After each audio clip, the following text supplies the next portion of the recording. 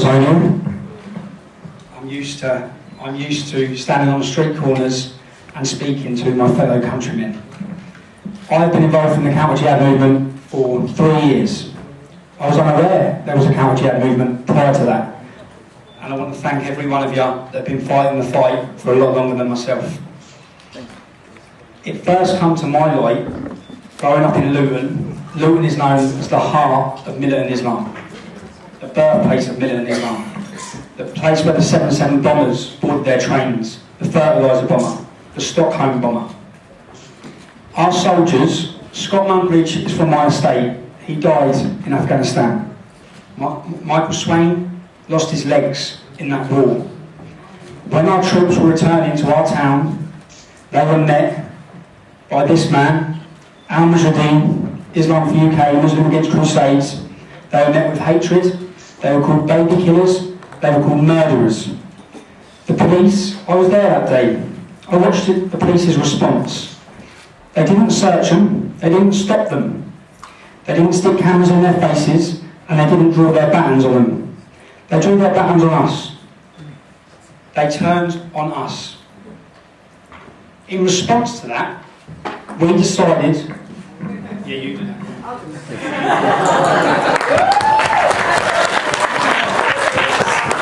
In response to that, we decided to organise a demonstration as Lutonians. Being from Luton, having our friends lose their legs and our friends die, it meant so much. That day, my friend's mum was there, their families were there. To us, that was a terrorist attack. That's what they'd done that day to our soldiers' homecoming parade. Now, when we turned up, which was a community, it was my aunties, it was my uncles, it was men, it was women. When we turned up, we were stopped, we were searched. We had police put their hands in our pockets, we had cameras in our faces, we had police on horseback, we had koshes. We were treated like the criminals, a complete two-tier system to the way the Islamist group were treated. If that wasn't bad enough, we knew that certain factions, Nazi factions such as the National Front, backward scum, were trying to attach themselves to our movement. So we held placards and banners that read National Front scum, go to hell. Islamism, Nazism, opposite sides of the same coin to us. It's not welcome in our town. One of my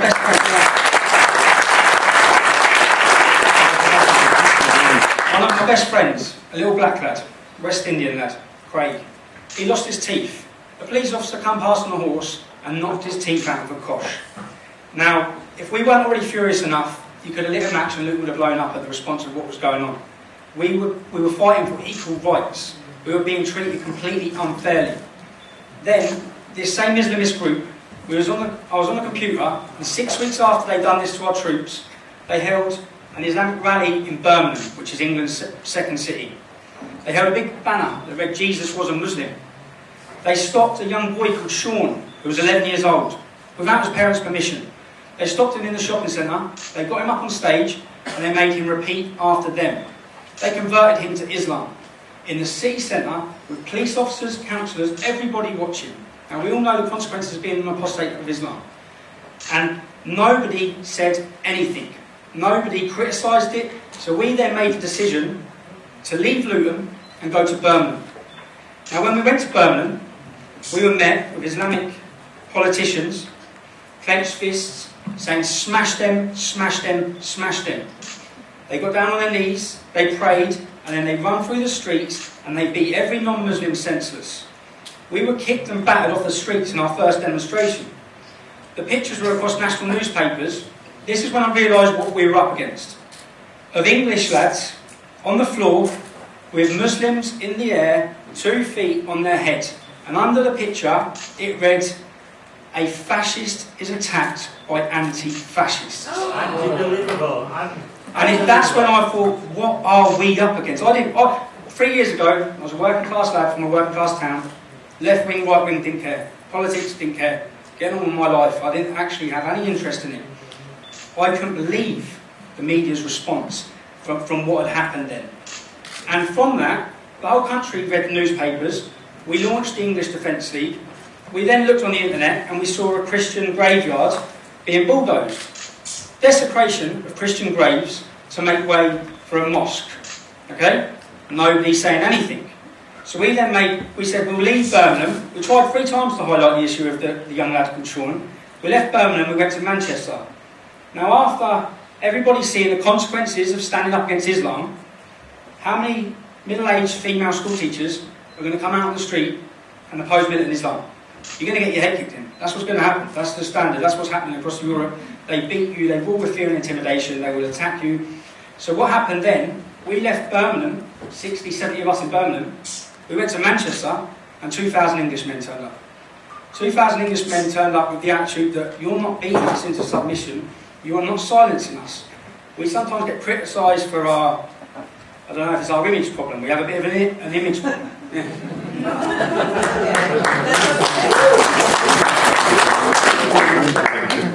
The sort of person that turned up in Manchester, and I will never condemn him, is a man that's prepared to stand up. And a man who's prepared to stand up for what he believes in and not be beaten off the street. It was never going to, to me, it was never going to be doctors and nurses that takes on militant Islam. Okay? There's a certain sort of person that will go on the street and oppose it, and a certain sort of person that stands on the front line for our country in our armed forces. Someone that's not going to back down to them. Now, what has come with this, and it's been a complete 3 years of mayhem, which has shocked me, is the persecution from the police and the authorities, the political policing. It started off with myself. It started off, what they do is, after our first demonstration in Luton, they kicked my doors off. They chose one person from each estate, and they kicked their doors off, because that instills fear into all the other kids on the estate, and all the other people on the estate, that you can't do that, because you'll have your door kicked off, you'll be arrested. No charges are brought. From that, I was flying out to Edinburgh, I was at Luton Airport, I was stopped by Special Branch. I was brought in by Special Branch, 15 police officers went to my mum's house, 15 went to my wife's house. They went there, I was arrested on suspicion of criminal damage, £30 criminal damage, £30. 30 police officers, Special Branch for £30 criminal damage in a hotel room. And they seized all my mum and dad's computers. They seized all of our phones, okay? And after 3 weeks, they dropped all charges. Now, the persecution continued, and it was enabled to break me, silence me. When that didn't work, they turned up 3 months later. And there were local police officers who come into my house, and the first thing he said was, "Sorry, Stephen, I'm sorry." I said, "What do you mean sorry?" "We're arresting you, we're arresting your wife, in front of your children." So I was arrested, my wife was arrested, and basically, we're arrested on suspicion of money laundering, financial irregularities in front of our children. And that's when I thought that it's not working on me, so now they go for my family, they go to my mum, they've been to my nans, they've been to my cousins. And it continues on. And the persecution, which has been shocking to me, which is political policing, is just, I've had a financial restraint for 2 years. I've had all my assets and all my money frozen. I have not been before a judge. These are the tactics that they will use to silence us for standing up against fascism and extremism. We have an Osman warning. Some of you may know an Osman warning. An Osman warning is an official government warning that you are going to be killed. Okay? The first one I got, they gave me mine, they called me to the police station, and in it said, "We advise you to leave Luton for the foreseeable future. Take your family." Then they said, "I need to see your wife." I said, "Why?" Because they need to give my wife one. So my wife was pregnant at the time. So when the officer come around my house, he's telling my wife who's pregnant that Muslims want to kill her. And I said, "How long have you been a police officer?" 20 years. "Have you ever told a pregnant Muslim woman that Christians want to kill her? For what?" This is the problem. No, you haven't. This is the Osman warning. And Islam rules to me with fear and intimidation. You show any weakness, they will run all over you. The first thing I've done after my Osman warning was walk straight into Luton Town Centre, and I walk into Luton Town Centre every single day since. Because we will not be scared into intimidation, which is what they do. And men and women follow courage to me, that's why I see it. They follow courage. Our politicians, I don't see any courage. I see courage in great builders. I see courage in everyone that stood here today. And I see your countrymen and women will follow you. Our countrymen and women have followed us. The English Defence League, I believe, and now the British Freedom Party, has written its name in history. It's written its name in history. We may be demonised, slandered at present, but everything that's happening now will be looked back upon in history. I don't believe the next generation of youth will ever forgive us if we stand by and do nothing. They'll never forgive us.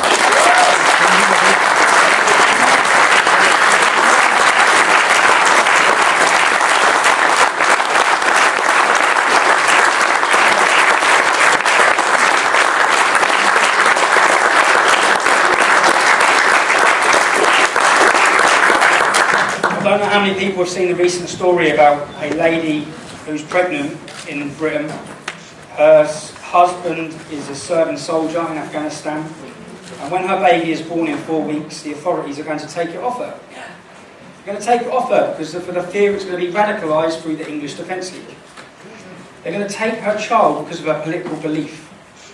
We have Abu Qatada, we have Anjem Chowdhury, we have terrorists, convicted terrorists. They would not dare talk about taking their children. Do I think they'll take her child? To be fair, she's fled the country.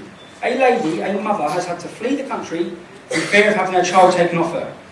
The point is, whether they take her child or not, their objective has worked. How many other mothers who stand on the street with us will now stand on the street with us? They've installed the fear, the worry of losing your child. That's what all this is about, installing the fear that you can't speak up. You can't say anything because look at the consequences. Look what will happen. They will kill you. They will attack you. I don't know who saw we had a demonstration in Dewsbury last Saturday, and 3 hours before the demonstration a car was stopped. It had a Taliban IED in the boot. It had guns and ammunition, and they were on their way to our demonstration to attack, maim and kill our supporters. They've been arrested this week. Another 7 have been arrested. That is, to me, defining moments in history change the direction of a country. Bloody Sunday changed the whole direction of Northern Ireland. I would not like to lose any supporters or lose my life myself, but I believe if an attack was made in Britain on our demonstration or on myself, I believe England would rise up. I believe there will be a moment like this. If we don't change what's happening in 20 to 30 years, there'll be millions getting killed. There'll be millions getting killed.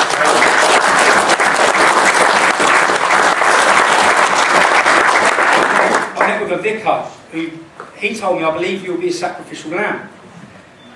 I believe maybe we will be a sacrificial lamb. But what we do at the same time is nothing in comparison to what our armed forces do. Every day. They go out and face it every day. Guns, bullets, every single day. Fighting for our freedom of speech, for democracy. So it is our duty, it is every man's duty, every woman's duty, to stand up and stand up for what we believe in. Some people may see, I'm a convicted football hooligan, yeah? Apparently. I was arrested for swearing outside a football stadium. Okay? 2 police officers said I swore. I said I didn't. It went to court, I get convicted for swearing. Then it comes into light the reason why. Then this story goes across the media. I'm a convicted football hooligan now. That demonises our movement straight away, the leaders of football hooligan. And I don't claim to be the moral compass for Britain or for Europe or to be polishing my halo. I've never been an angel and I never will, probably will be an angel, but I'm a normal working class lad from my town. But then it comes into light, the football team that I follow, Luton Town, as rubbish as they are, yeah, they are, our football stadium is in the heart of Bury Park. Bury Park is the Islamic ghetto of Luton. I've been going there for 20 years. Now that it's common knowledge that I'm the leader of the English Defence League, Deputy Vice Chairman of the British Freedom Party, the police have a dilemma. How do they police me attending the football match? I'll tell you how. They take away my freedom to go to a football match. Rather than deal with the potential riot of a local extremist Islamist violent community, they'll ban me for swearing. Did I swear? No, I didn't. Now I'm banned for 3 years. Part of my ban is I'm not allowed into the Islamic area every Saturday, I'm not allowed into a town centre, and I'm never allowed to go to football. I have to surrender my passport every single game, and we have a police officer called Mohammed Hussein, who's a Muslim police officer. They solely work for their community, that's it. Every time, I've moved 3 times, I've had armed police at my house, my wife, I've changed my kids' school, and each time I move, and the police get my address, then it's out there. So they're leaking my address. So then I refused to give them my address. When I was in court, I said, I'm not giving you my address. Because whenever I give you my address, people turn up at my house. My house gets attacked and I get attacked. And it's coming from you and someone within your police force. Then, this was in the last 2 weeks, 3 weeks, we was at a meeting in the southwest. Came out of the meeting, I was walking, police officer pulled up, I'm arresting you on suspicion of drunk and disorderly. I'm not drunk. Okay? You can't arrest me for drunk and disorderly. We get down to the police station, I start a breathalyzer, I'm not drunk. At 11 o'clock in the morning, the next day comes, they then re-arrest me on suspicion of racially aggravated public order. I'm held for another 12 hours. And I said, why are you arresting me? I said, did you go to the Muslim kebab shop? Did you go in that Muslim kebab shop? I said, yeah, I went in there. My mate was in there. Well, what happened in there? Nothing happened in there. Well, we need to investigate whether something happened in there. I said, so no one's actually telling you something happened. They held me for 12 hours until they contacted the kebab shop owner to see if I'd done anything. And this is all within a 2-week period. I spent 24 hours in the cells. I'm then released. Then they turn up at my wife's house and my mum's house to do with my football banning order for swearing because I didn't hand my passport in on time. It was an hour late. So this is what they do. They persecute you. They try to break you. Their call for jihad has been answered. It's been answered in England and it's being answered across Europe. People are standing up and ready to battle it. This is an ideological war, one that I try and tell our followers, you will not beat it with petrol bombs, you will not beat it with punches, you will not beat it with bullets. It's a war with the hearts and minds of the people, and we will win the hearts and minds of our people in all of our countries by leading with inspiration, by being fearless, by being brave, and people will sit there and watch us and think, if he can do it, I can do it. If she can do it, I can do it. And we will give inspiration.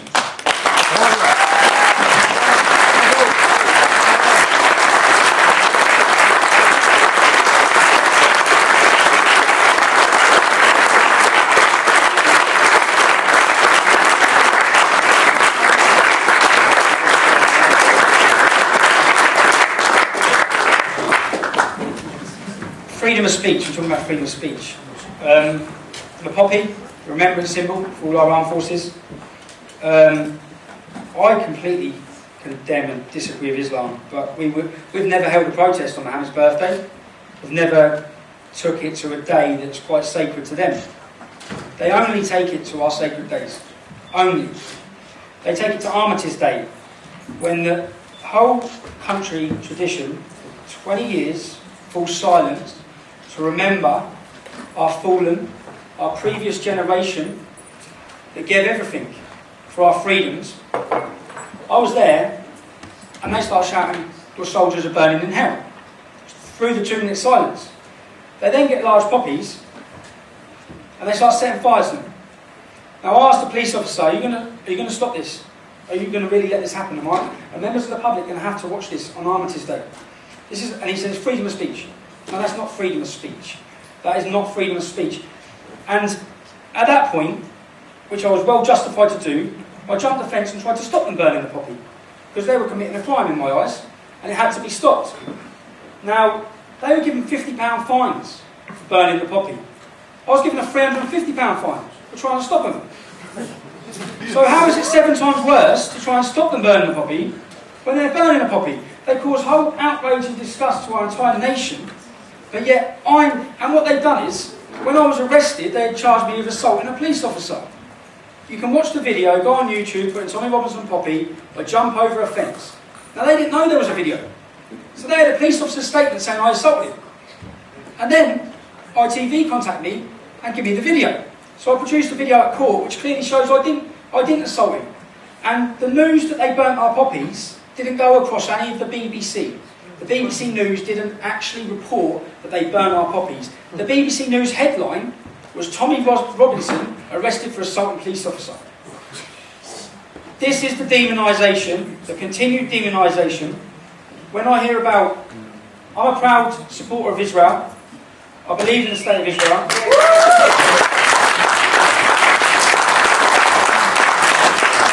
The Stockholm bomber from Luton was radicalised in the Islamic Centre, which used to be the synagogue, until they were beaten and drove out of the town. I saw 7-8 years ago Orthodox Jews walking through Luton with about 6 police officers around them. I remember thinking, what's all that about? That was a police protection to walk down the street in 2006 in Britain. Orthodox Jews need a police protection to walk through Luton in Britain. And the Jews, I can tell you, there's not a Jew in Luton. There's not one left in Luton. They've all gone. They've all won. And there has to come a time, everyone I know, everyone of my friends, everyone of my family, when you make your money, you get out of Luton. But there has to be a time when we say, enough is enough, we can't keep running. We have to dig our heels in and stop. You can't keep running, and it's for the next generation. I've got 3 children who are in Luton. I'm terrified for the future for my kids. Terrified for them.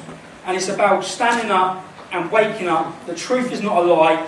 You can't hide the truth will prevail. The truth is, Islam is a fascist battlefield ideology. It's not a religion of peace.